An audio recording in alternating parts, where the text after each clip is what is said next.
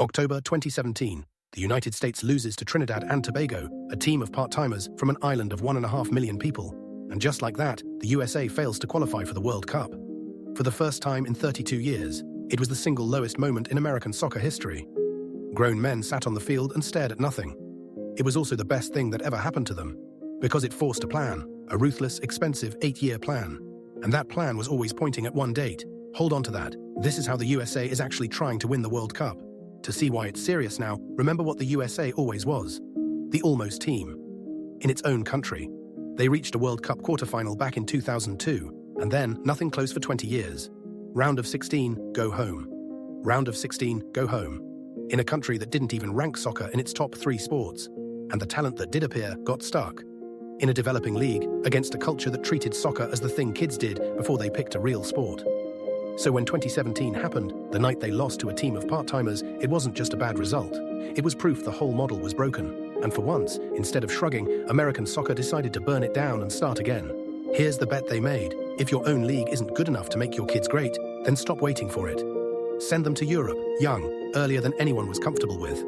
Let them grow up against the best players on earth every single week, and then point the whole thing at one tournament, the one you already knew was coming home, 2 pieces. Export the talent. Then make a statement nobody could ignore. Let's take them in order. Piece 1, the export. For most of its history, the best American players stayed home in Major League Soccer and got comfortable. This generation did the opposite. They left as teenagers. Christian Pulisic to Germany at 16, then a record transfer to Chelsea, now the talisman at AC Milan. Weston McKennie to Schalke, then Juventus. Tyler Adams, captain in the Premier League.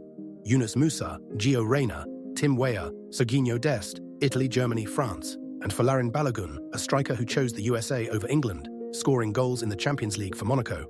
For the first time ever, the United States has a full team of players starting, not sitting, starting, for serious clubs in Europe's best leagues. That has never happened before, not close. The talent didn't get developed at home. It went and got forged abroad, on purpose.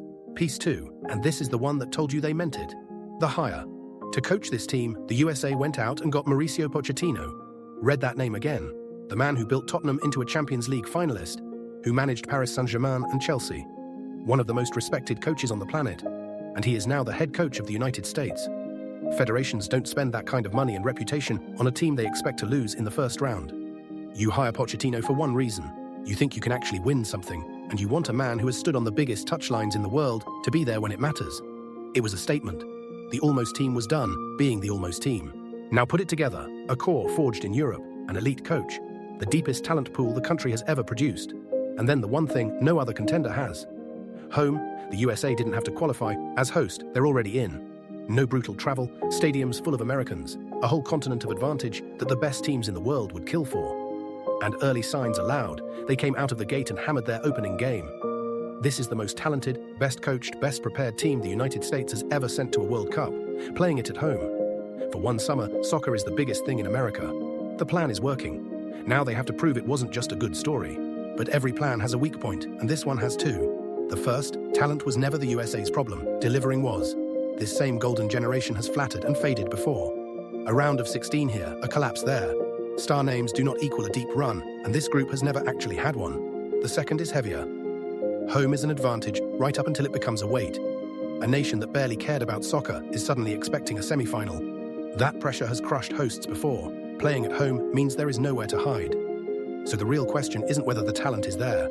It is. It's whether this team can finally handle the moment it built for itself. And that's the whole point of the plan. Remember the date I told you to hold on to?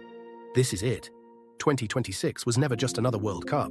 It's the deadline the entire project has been pointing at since the night they lost to Trinidad. 8 years of sending kids to Europe, of investment, of hiring a coach who's been to the top. All of it built toward one tournament, on home soil, with this generation in its prime. No qualifying, no travel, no excuses. There is no next time for this group at home. The plan has a finish line, and the United States is standing on it right now. So how good are they, honestly? The floor is the round of 16. And at home, with this squad, anything less would be a disaster that sets the program back years.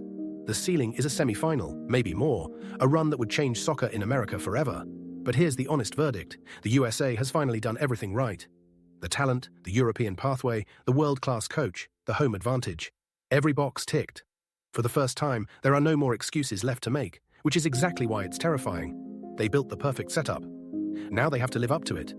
So you tell me, hometown hype or the real deal? Drop it in the comments. And tell me which country's plan you want next. That's the whole series. Welcome to Matchday. Subscribe. We're doing this all tournament long.